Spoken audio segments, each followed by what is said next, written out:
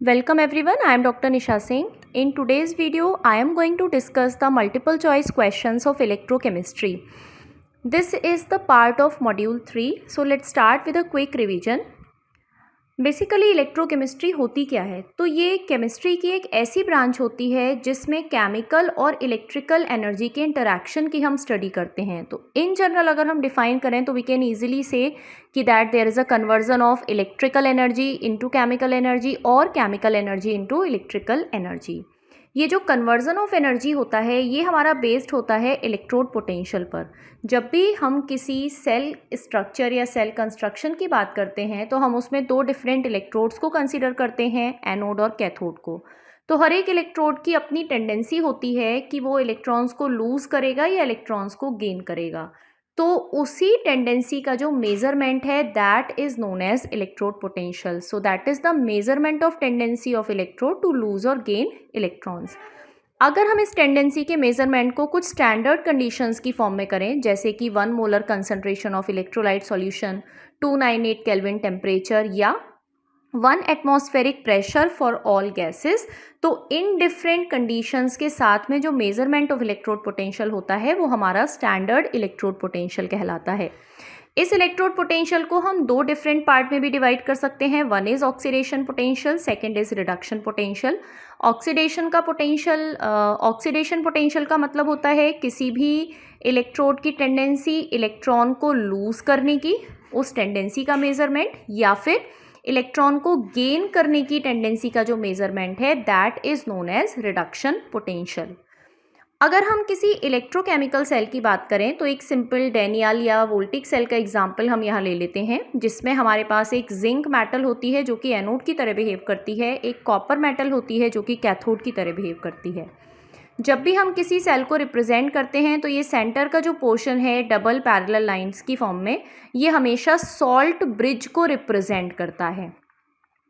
Salt bridge एक ऐसा component होता है हमारे सेल स्ट्रक्चर का जो कि सर्किट को भी कंप्लीट करता है और इलेक्ट्रिकल न्यूट्रलिटी को भी मेंटेन करता है. तो हमेशा सेल के लेफ्ट हैंड वाला पोर्शन एनोड कहलाता है और इस सॉल्ट ब्रिज के राइट हैंड साइड वाला पोर्शन कैथोड कहलाता है. तो इस पर्टिकुलर इलेक्ट्रोकेमिकल सेल के एग्जांपल में एनोड पर हमारी जिंक मेटल और जिंक सल्फेट सॉल्यूशन है और कैथोड पर हमारा कॉपर सल्फेट और कॉपर मेटल प्रेजेंट है. जब भी हम फ्लो ऑफ इलेक्ट्रॉन की बात करते हैं तो वो हमेशा एनोड से कैथोड की तरफ होता है और फ्लो ऑफ इलेक्ट्रिक करंट हमेशा कैथोड से एनोड की तरफ होता है. नेक्स्ट इज, अगर हम नर्न्स्ट इक्वेशन को कोरिलेट कर रहे हैं तो we have the formula of Nernst equation that is E cell is equal to E naught cell minus 0.0591 upon n log concentration of product over concentration of reactant. इसे हम एक और तरीके से रिप्रेजेंट कर सकते हैं that is E cell is equal to E naught cell. अगर हमारे पास स्टैंडर्ड कंडीशंस नहीं हैं तो हम इसको कंसिडर करते हैं -2.303 RT अपॉन NF और log concentration of product over concentration of reactant. अगर हम लॉग को बेस 10 की फॉर्म में कन्वर्ट नहीं करते तो ये वैल्यू हमारे पास केवल -RT upon NF ln concentration of product over reactant हो जाती है. इस नर्न्स्ट इक्वेशन में ई नॉट सेल की वैल्यू या EMF की वैल्यू को कैलकुलेट करने के लिए हमारे पास फॉर्मूला होता है E naught cathode minus E naught anode. That means reduction potential of cathode minus reduction potential of anode. जो सेल का EMF होता है उसको हम डिफरेंट थर्मोडायनेमिक फंक्शंस के साथ भी कोरिलेट कर सकते हैं. For example there is free energy change, enthalpy change and entropy change. उनके लिए हम रेस्पेक्टिव फॉर्मूले यूज़ करते हैं. फ्री एनर्जी चेंज के लिए delta G is equal to -NFE, then delta H is equal to delta G plus T delta S, और इसी H को हम टेम्परेचर कोफिशिएंट की फॉर्म में भी मेंशन कर सकते हैं that is -NFE plus NFT del E over del T at a particular pressure. Similarly entropy change को भी हम delta S is equal to NF del E over del T और P यहाँ पर प्रेशर को मेंशन करता है एट अ पर्टिकुलर प्रेशर, तो इसको भी हम टेम्परेचर कोफिशिएंट के रेस्पेक्ट में मेंशन कर सकते हैं. नेक्स्ट टॉपिक हमारा इसमें है लेड एसिड बैटरी या लेड स्टोरेज बैटरी. तो ये लेड एसिड बैटरी एक सेकेंडरी या रिचार्जेबल सेल का एग्जाम्पल होता है और इन्हीं सेल्स के कंटिन्यूस या सीरीज कॉम्बिनेशन से बनती है हमारी बैटरी. अगर हम बैटरी के रिप्रेजेंटेशन की बात करें तो कुछ इस तरीके से हमारी बैटरी का रिप्रेजेंटेशन होता है, जिसमें एनोड पर लेड इलेक्ट्रोड होता है, लेड सल्फेट होता है, दोनों सॉलिड फॉर्म में। हमारा सल्फ्यूरिक एसिड इलेक्ट्रोलाइट सॉल्यूशन की फॉर्म में प्रेजेंट होता है, और जो लेड सल्फेट और लेड ऑक्साइड है ये हमारे कैथोड की फॉर्मेशन को करते हैं। तो this portion is considered as anode and the right hand side portion is considered as cathode. जब हम एनोडिक रिएक्शन की बात करते हैं तो इस एनोडिक रिएक्शन में हमारे पास लेड ग्रिड होता है जिसकी कोटिंग होती है स्पॉन्जी लेड के साथ, और जब रिएक्शन प्रोसीड होती है तो उस रिएक्शन की प्रोसीडिंग में हमेशा जो हमारा लेड है ये लेड कन्वर्ट होता है सल्फेट आयन्स के साथ में रिएक्शन करके लेड सल्फेट की फॉर्म में। ये जो बनने वाला लेड सल्फेट है, अगर इसको रिवर्सिबल डायरेक्शन में प्रोसीड करते हैं तो वापस से सल्फेट आयन्स बनते हैं, दैट मीन्स सल्फ्यूरिक एसिड की कंसंट्रेशन इंक्रीज होती है। तो डिस्चार्जिंग के प्रोसेस में लेड का कन्वर्जन लेड सल्फेट की फॉर्म में होता है, लेकिन चार्जिंग के प्रोसेस में लेड सल्फेट का कन्वर्जन सल्फ्यूरिक एसिड और लेड की फॉर्म में होता है। सिमिलरली जो कैथोड की रिएक्शन होती है या कैथोड के जो इलेक्ट्रोड होते हैं उसमें लेड हमारा होता है कोटेड स्पॉन्जी लेड और PbO2 की लेयर से, यानी लेड ऑक्साइड यहाँ पर प्रेजेंट होता है जिसका रेशियो हमारे पास 1:1 की फॉर्म में होता है। तो यहाँ भी सिमिलर कंडीशन हमारे पास होती है कि हमारा जो लेड ऑक्साइड है जब डिस्चार्जिंग प्रोसेस होता है तो ये लेड ऑक्साइड कन्वर्ट होता है लेड सल्फेट की फॉर्म में, और जब हमारा चार्जिंग का प्रोसेस हो रहा होता है तो ये लेड सल्फेट कन्वर्ट होता है रिवर्सिबल रिएक्शन की फॉर्म में, जिसकी वजह से जो सल्फेट आयंस हैं उनकी कंसंट्रेशन बढ़ती है, दैट मीन्स सल्फ्यूरिक एसिड की कंसंट्रेशन बढ़ती है। तो इसको हम इन शॉर्ट ऐसे समझ सकते हैं कि जब डिस्चार्जिंग का प्रोसेस होता है तो उस डिस्चार्जिंग के प्रोसेस की फॉर्म में ये हमारा बिहेव करता है वोल्टिक सेल की तरह, और जब चार्जिंग का प्रोसेस होता है तब इसकी वर्किंग कन्वर्ट हो जाती है इलेक्ट्रोलाइटिक सेल की फॉर्म में। तो this is all about the basics of electrochemistry. So now let's start with the multiple choice questions. So here is question number 1. In an electrochemical series, electrodes are arranged in the electrochemical series का arrangement कैसे होता है? तो अगर हम थोड़ा सा recall करने की कोशिश करें तो सबसे ऊपर जो मेटल होती है वो हमारी मोर रिएक्टिव या मोर एनोडिक मेटल होती है, और अगर हम इसको डाउनवर्ड डायरेक्शन में कंसीडर करें तो हमारे पास जो सबसे नीचे मेटल होती है दैट इज़ लेस रिएक्टिव या कैथोडिक मेटल हमारे पास होती है।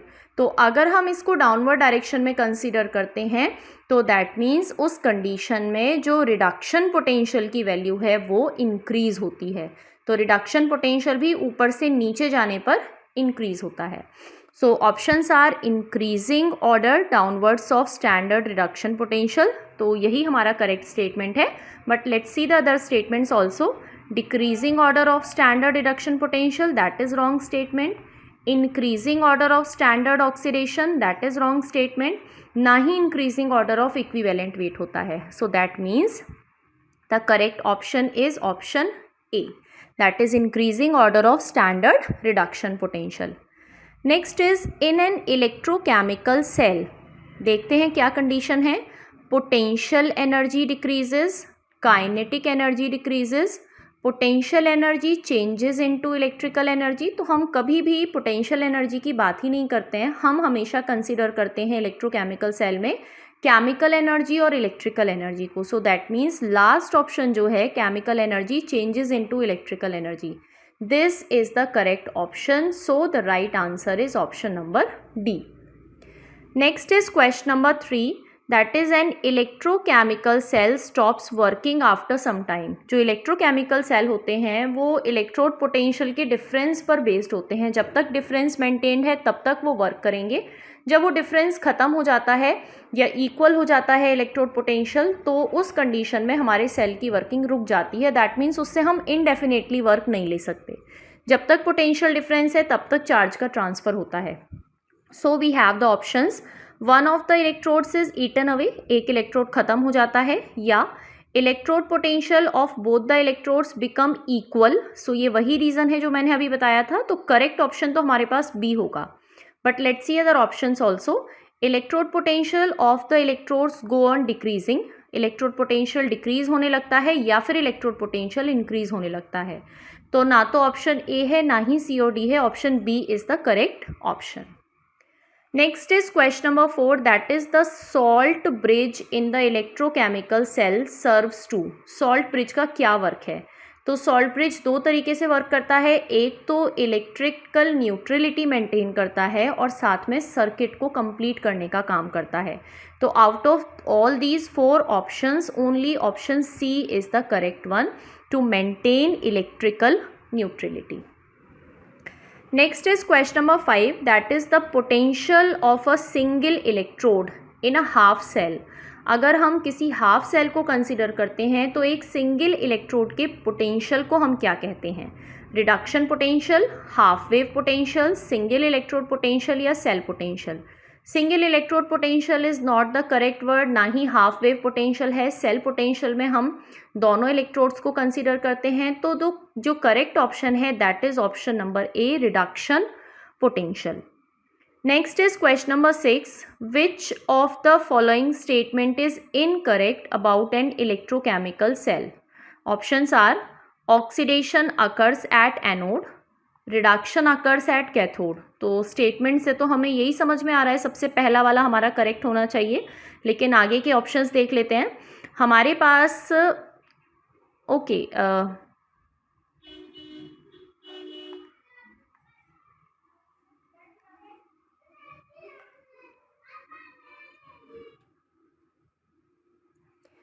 in the next question, which of the following statement is incorrect? Incorrect statement हमें find out करना है about an electrochemical cell. Options are oxidation occurs at anode and reduction occurs at cathode. तो ये तो correct है, incorrect statement नहीं है. Then chemical energy converts into electrical energy. This is also correct. Cell can work indefinitely. ये हमारा incorrect statement है, क्योंकि अभी हमने एक क्वेश्चन पहले देखा था कि हमारा इलेक्ट्रोकेमिकल सेल जो है उसकी वर्किंग थोड़े टाइम के बाद रुक जाती है, तो that can not work indefinitely, उसकी वर्किंग एक लिमिटेड कंडीशन तक ही होती है। So option C should be the correct option. Let's see option D also, salt bridge maintains the electrical neutrality. तो it is also correct statement. We just have to find out the incorrect statement. So option C is the incorrect statement. Electrochemical cell indefinitely work नहीं कर सकता है। Now moving to the next question number 7. The EMF of an electrochemical cell is given by the relation. हमें EMF relation चाहिए, तो हमने starting में ही revise किया है कि हमारे पास जो ई सेल की वैल्यू होती है that is equal to E cathode minus E anode, यानी reduction potential of cathode minus reduction potential of anode. So option A is the correct option. Next is which of the following constitutes Daniell cell. तो हमने जो electrochemical cell का example starting के revision में देखा था वो हमारा डेनियल सेल का ही एग्जाम्पल था, डेनियल सेल का ही कंस्ट्रक्शन था। So the correct option is zinc and copper cell. उसमें एनोड की तरफ हमारा जिंक मेटल होता है और कैथोड की तरह जो बिहेव करता है that is our copper metal. Next is question number 9, the conditions for standard electrode potential are. तो हमने 3 कंडीशंस पढ़ी थी। First one was unit molar concentration, then 298 Kelvin temperature and 1 atmospheric pressure। तो ये तीनों ही हमारी स्टैंडर्ड इलेक्ट्रोड पोटेंशियल की कंडीशंस हैं। सो इन तीनों के रेस्पेक्ट में option D is the correct one, that is all are correct. Next is question number 10, the measurement of tendency of an electrode to lose electron. Lose electron का मतलब है oxidation reaction का proceed होना। So that means जो electrode potential हमारा कहलाएगा that will be considered as oxidation potential. किसी metal electrode के लूज करने की tendency of electron is known as oxidation potential और इलेक्ट्रॉन्स गेन करने की tendency is termed as reduction potential. Next is at equilibrium EMF of the cell. Equilibrium में EMF of the cell की value हमेशा 0 होती है, ना 0 से कम ना 0 से ज़्यादा, it will be equal to 0। So option A is the correct one. Next is question number 12, the cell reaction will be spontaneous if EMF is. अगर ईएमएफ की वैल्यू पॉजिटिव, 0, नेगेटिव या फिक्स्ड है तो इसमें से किस कंडीशन के लिए हमारी जो सेल रिएक्शन है वो स्पॉन्टेनियस होगी? So as per the relation जो EMF की वैल्यू है दैट शुड बी पॉजिटिव। अगर EMF की वैल्यू पॉजिटिव है तो हमारी रिएक्शन स्पॉन्टेनियस या फिजिबल होगी, अदरवाइज हमारी reaction will be non spontaneous. Next is which statement is correct for lead storage battery. तो लेड स्टोरेज बैटरी के लिए देख लेते हैं। It is a secondary cell, ये हमारा करेक्ट स्टेटमेंट है। Behaves as voltaic cell while discharging and behaves as electrolytic cell while charging. तो ये तीनों हमारे करेक्ट स्टेटमेंट हैं for lead storage battery. So अगर इन तीनों को कंबाइन करें तो option D is the correct answer of this question, that is all are correct. Next is question number 14. What is the basic reason that a lead storage battery can be recharged? एक basic reason हमें देना है जिससे हम ये बता पाएँ कि लेड स्टोरेज बैटरी रिचार्ज होती है। तो जब लेड स्टोरेज बैटरी की डिस्चार्जिंग होती है तब तो लेड का कन्वर्जन लेड सल्फेट की फॉर्म में होता है, लेकिन जब चार्जिंग प्रोसेस होता है तो उस कंडीशन में लेड सल्फेट का कन्वर्जन होता है लेड या लेड ऑक्साइड की फॉर्म में। तो अगर लेड सल्फेट है तो दैट मीन्स उसको हम रिवर्सिबल डायरेक्शन में प्रोसीड कर सकते हैं। So option A is lead sulphate is deposited on electrodes, then option B lead sulphate is dissolved in the electrolyte, then lead is converted into oxide और lead oxide is converted into lead. So out of all these four options, we have option A which is the correct one. Lead sulphate deposit होना शुरू होता है electrodes के ऊपर। जैसे lead sulphate की formation होती है हमारी स्पॉन्टेनियस रिवर्सिबल रिएक्शन स्टार्ट होती है और इस लेड सल्फेट का कन्वर्जन होता है वापस लेड और सल्फ्यूरिक एसिड की फॉर्म में, which is the process of charging of lead storage battery. Next is question number 15 that as lead storage battery is charged. जब लेड स्टोरेज बैटरी चार्ज होती है तो उसमें कौन सी कंडीशन फॉलो होती है?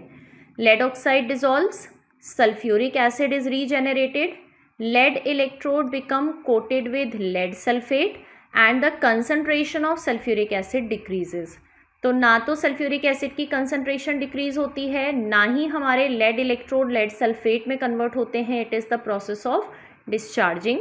लेकिन हाँ, सल्फ्यूरिक एसिड की रीजेनरेशन का जो प्रोसेस है that is considered as the charging process, क्योंकि उस रिवर्सिबल रिएक्शन में जितना भी हमारे पास लेड सल्फेट बनता है वो लेड सल्फेट रिवर्सिबल डायरेक्शन में जाकर कन्वर्ट होता है सल्फेट आयन की फॉर्म में, और ये सल्फेट आयन हाइड्रोजन आयन के साथ रिएक्ट करके सल्फ्यूरिक एसिड की फॉर्मेशन करते हैं. So sulfuric acid is regenerated when lead acid battery is charged. Next is question number 16, that is during charging of lead acid cell concentration of sulfuric acid. So both questions are correlated. Concentration of sulfuric acid is obviously increases, क्योंकि जितना number of concentrated sulfuric acid form होगा उतनी ही हमारी battery का charging process increase होगा. तो charging process में sulphuric acid की formation increases the concentration of sulfuric acid. Next is question number 17, that is for the electrode reaction the Nernst equation is. हमारे पास ये कुछ options दिए हुए हैं. हमने Nernst equation को starting में mention किया था, that is E is equal to E naught minus RT upon NF ln concentration of product over concentration of reactant. या तो हम इस फॉर्म में इसको लिखेंगे, और अगर इसको हम इस पर्टिकुलर सेल रिएक्शन के लिए मेंशन करें तो इसमें प्रोडक्ट है m और रिएक्टेंट हमारे पास है Mn+. तो इसको हम प्लेस कर सकते हैं E not minus RT upon NF log base n. Concentration of product में पावर हमारे पास m और कंसंट्रेशन ऑफ रिएक्टेंट में हमारे पास है Mn+. अब जो m है दैट इज़ प्योर सॉलिड, तो इस m को हम 1 से रिप्लेस कर सकते हैं. That means the value will be E not minus RT upon NF log base E 1 upon concentration of Mn+. और अगर हम इस Mn+ को ऊपर ले जाएं तो ये जो माइनस साइन है that will converted into positive sign. तो हमारे पास फाइनल वैल्यू आ सकती है that is E naught plus RT upon NF ln concentration of Mn+. So अगर इन चारों ऑप्शंस में मैच करें तो ये हमारा रिजेंबल करता है ऑप्शन डी से। बाकी के जितने ऑप्शंस हैं इनमें लॉग बेस n की जगह लॉग बेस 10 को यूज़ किया है, लेकिन लॉग बेस 10 के रिफ्लेक्शन के लिए जो वैल्यू है 2.303 that is missing in all these option, so all these options are incorrect. The only correct option is option D. Next is in lead acid battery cathode is coated with, तो cathode पर जो coating होती है वो lead oxide और spongy lead की होती है और इसका जो रेशियो होता है that is 1:1। So option B is the correct answer. Next is question number 19, that is reaction is spontaneous when, जब हमारे ईएमएफ की वैल्यू पॉजिटिव होती है तभी हमारी रिएक्शन स्पॉन्टेनियस होती है। अगर हमारी ई की वैल्यू नेगेटिव है तो that means reaction is non spontaneous. अगर ई की वैल्यू 0 है तो that means reaction is in equilibrium, और ऐसा पॉसिबल नहीं है कि ई के इफेक्ट होने से रिएक्शन की स्पॉन्टेनियसिटी या नॉन स्पॉन्टेनियसिटी इफेक्टेड ना हो। केवल और केवल पॉजिटिव कंडीशन में हमारी रिएक्शन स्पॉन्टेनियस होती है। So option A is the correct one. Next is question number 20, that is the temperature of cell increases during working. Cell का टेम्परेचर वर्किंग कंडीशन में इंक्रीज होने का मतलब है कि जो टेम्परेचर कोफिशिएंट है उसकी वैल्यू हमारे पास हो नेगेटिव। जब टेम्परेचर कोफिशिएंट की वैल्यू नेगेटिव होगी तभी हमारे सेल का टेम्परेचर इंक्रीज होगा। टेम्परेचर कोफिशिएंट की वैल्यू नेगेटिव होने का मतलब है कि जो ईएमएफ ऑफ द सेल है वो डिक्रीज हो रहा है। अगर ईएमएफ डिक्रीज होगा तो in that case the temperature of cell increases. तो इस कंडीशन में EMF decreases and temperature of the cell increases. अगर पॉजिटिव होता है तो इस कंडीशन में जो ईएमएफ की वैल्यू है वो इंक्रीज होती है और जो टेम्परेचर ऑफ द सेल है वो डिक्रीज होता है। तो सेकेंड कंडीशन हमारी जो है वो एक सुटेबल कंडीशन होती है। So that means option C is the correct answer. जब टेम्परेचर कोफिशिएंट की वैल्यू नेगेटिव होगी तब हमारे जो सेल का टेम्परेचर है वो इंक्रीज होगा, दैट मीन्स ईएमएफ की वैल्यू जो है वो रिड्यूस होगी। So these are some basic questions of electrochemistry, lead storage battery, electrochemical cell and electrode potential। जो इसके remaining questions हैं which are based on the calculation of EMF, thermodynamic functions, feasibility of reactions, उनको हम अपनी अगली video में complete करेंगे। So there will be another part of this topic electrochemistry। If you are having any kind of doubt or any kind of confusion or suggestion, so you can write down in comment box, and I am going to provide the link in description box of module 3 and other multiple choice questions. So thank you so much everyone.